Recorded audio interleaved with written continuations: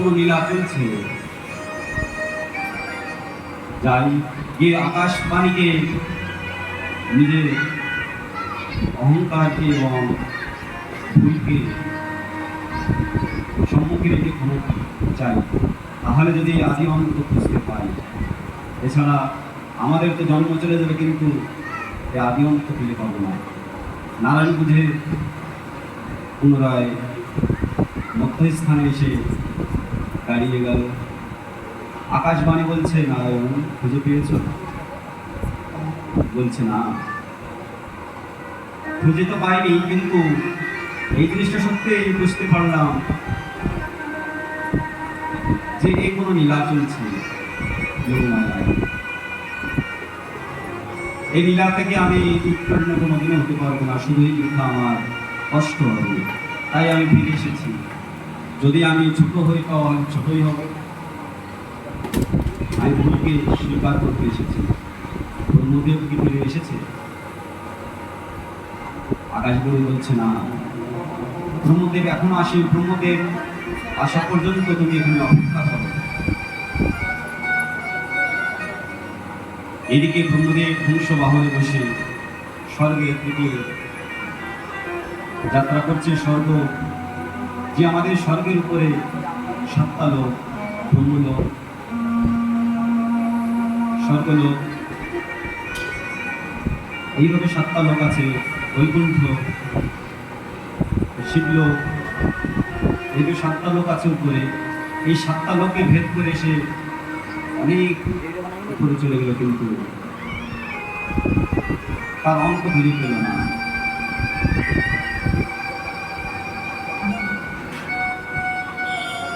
ঠিক এই সময় ব্রহ্মদেব মনে মনে ভাবলেন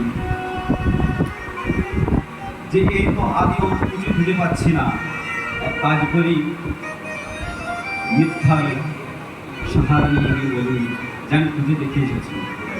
কেননা আকাশবাণী তার খুঁজতে আসবে না,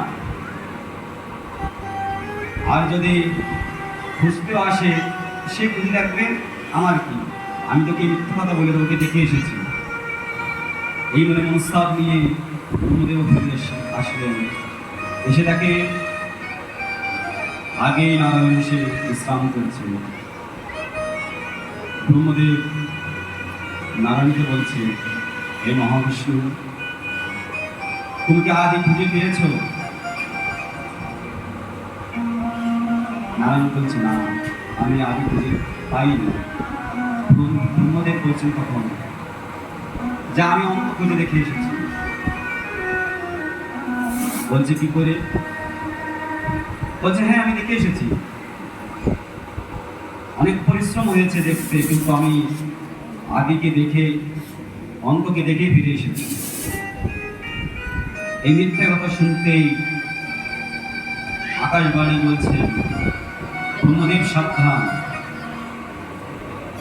সাবধান কথা বলো, তুমি মিথ্যা কথা বলছো।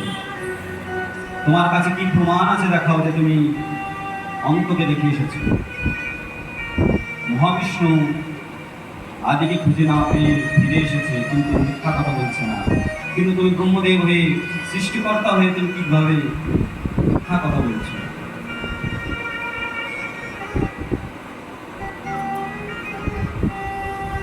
ব্রহ্মদেব বলছে, ভয়ভীত হয়ে আকাশবাণীর কথা শুনে বলছে, হ্যাঁ, আমি খুঁজে পাইনি, কিন্তু এই যে মিথ্যা কথা বলেছে তার জন্য অভিশাপগ্রস্ত হয়েছে যোগশক্তির কাছে।